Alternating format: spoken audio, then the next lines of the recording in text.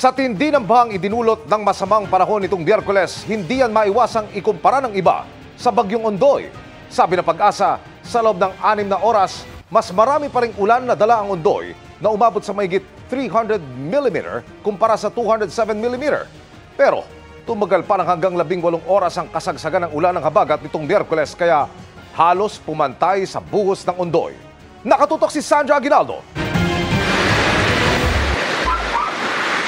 Sa tindi ng mga pagbahang idinulot ng habagat na pinalakas ng Bagyong Karina, hindi maiwasan ng marami nating kababayan na maalala ang mga dating sungit ng panahon na nagsilbi nilang bangungot.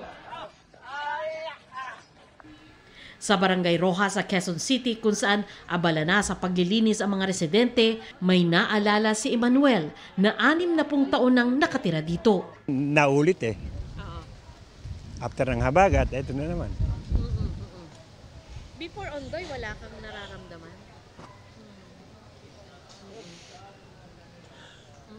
Bakit po kayo na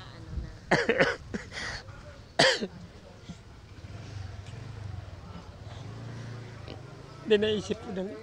Sorry. Parang nag-memory sa inyo. Ikatlong beses na raw niya itong naranasan sa kanilang lugar. Una, Ondoy, habagat, tapos ito.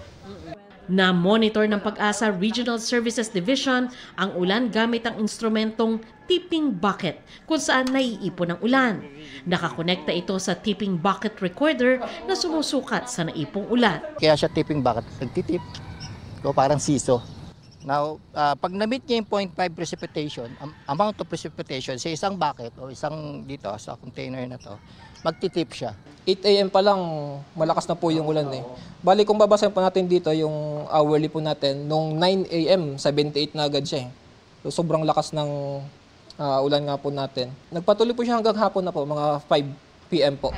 Nang ikumpara ng Pag-asa ang Karina at habagat sa pananalasa ng habagat noong 2012 at sa Bagyong Ondoy noong 2009, etong si Karina, pwede natin i-compare sa nangyari noong 2012. So, si Karina in around 18 hours nakapag-produce siya ng around 300 plus millimeters of rain, katulad nung nangyari nung habagat noong 2012 po. Si Ondoy, in a span of 6 hours, nakaproduce siya ng 300 millimeters of rain. So, parang nangyari short amount of time tapos napakataas yung naproduce. Kung nangyari na pala dati, bakit tila nasurpresa pa rin ang marami?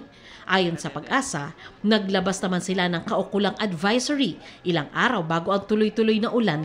Paliwanag din ng Department of Science and Technology, ang ulang dala ng habagat o monsoon hindi madaling i-predict. Ang pag-eksakto ng prediction ng rainfall pagdating ng habagat, according to Pag-asa, ay mahirap kumpara sa rainfall na dala ng bagyo.